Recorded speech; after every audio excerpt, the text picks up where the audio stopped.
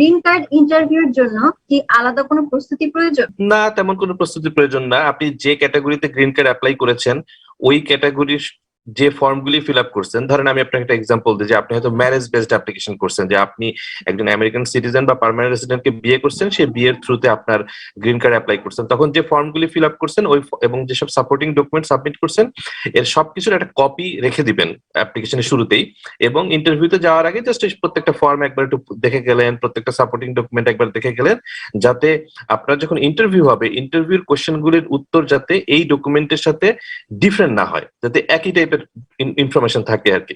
যেমন ধরেন আপনাদের বিয়ে হলো নভেম্বরের 5 তারিখে, আপনাকে যখন জিজ্ঞাসা করলো ইন্টারভিউতে আপনার বিয়ে কবে হয়েছে, আপনি বলেন মার্চের 7 তারিখে। তো তখন ওদের সন্দেহ হবে যে কি ব্যাপার ভাই, বিয়ে তো একটা খুব ইম্পর্টেন্ট দিন, আপনি বিয়ের দিনই ভুলে গেছেন, তার মানে এখানে একটু ঝামেলা থাকতে পারে। এই জন্য এগুলি জাস্ট একটু দেখে যাবেন ইম্পর্টেন্ট ডেট গুলি। আমার মনে হয় দ্যাটস ইট, আলাদা করে প্রিপারেশন নেওয়ার কিছু নাই।